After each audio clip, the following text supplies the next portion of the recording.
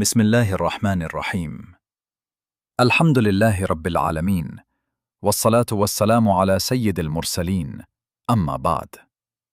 آپ کا خیر مقدم ہے چینل اسلامify ایمان پر، جہاں ہم کتب حدیث، تراجم، شروحات حدیث کا تعارف اور دروس حدیث پیش کرتے ہیں۔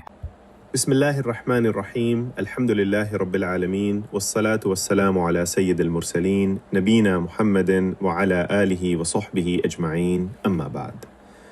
محترم اساتذہ، فضلاء کرام اور دیگر تحقیقی ذوق رکھنے والے ناظرین و سامعین، السلام علیکم ورحمۃ اللہ وبرکاتہ۔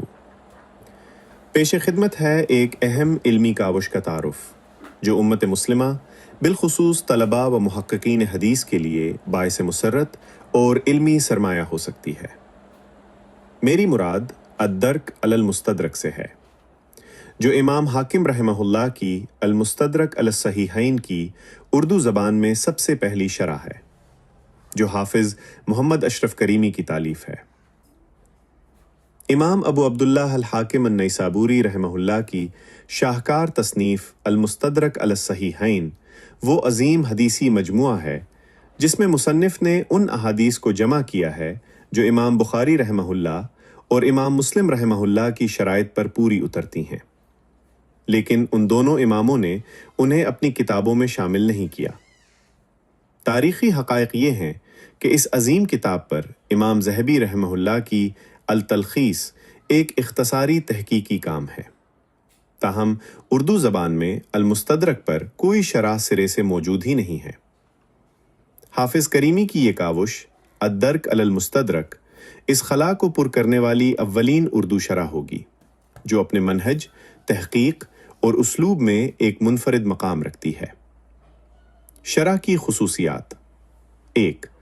ہر حدیث کو مکمل عربی متن، سند اور ترجمہ کے ساتھ پیش کیا گیا ہے تاکہ قاری کو متن کی تفہیم میں آسانی ہو۔ 2. ہر حدیث کی تخریج مستدرک حاکم کے علاوہ دیگر مصادر حدیث سے حوالہ جات کے ساتھ کی گئی ہے۔ 3. حکم حدیث کے ضمن میں 3 پہلوؤں پر بحث کی گئی ہے۔ امام حاکم کا دعویٰ کہ یہ حدیث شرط شیخین یا کسی ایک امام کی شرط پر ہے۔ امام ذہبی کی رائے، ان کے تعقیبات اور جرح و تعدیل کا خلاصہ۔ محققانہ حکم، مصنف شرح کا دلائل محدثین کی روشنی میں مستقل حکم۔ 4. تجزیہ اسناد کے حوالے سے رجال حدیث کا تعارف، کنیت، نسب، شوخ، تلامذہ، جرح و تعدیل کے اقوال، مرتبہ ضبط و عدالت وغیرہ کا تحقیقی جائزہ پیش کیا گیا ہے۔ 5.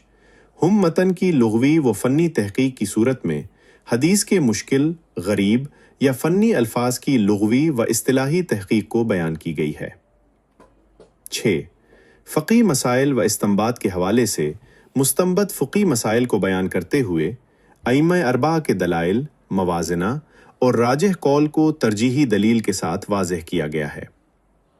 8. حدیث میں مذکور جغرافیائی و تاریخی اماکن، قبائل کو قدیم مصادر اور جدید تحقیقی جغرافیہ کی روشنی میں بیان کیا گیا ہے۔ اس کے علاوہ مزید فوائد و نکات بھی ذکر کیے گئے ہیں۔ آج کی ویڈیو یہاں ختم ہوئی۔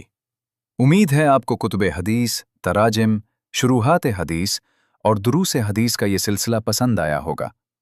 اگر مفید لگا تو لائک کریں، کامنٹس میں اپنا تاثر دیں اور چینل کو سبسکرائب ضرور کریں تاکہ آنے والی ویڈیوز آپ تک پہنچیں۔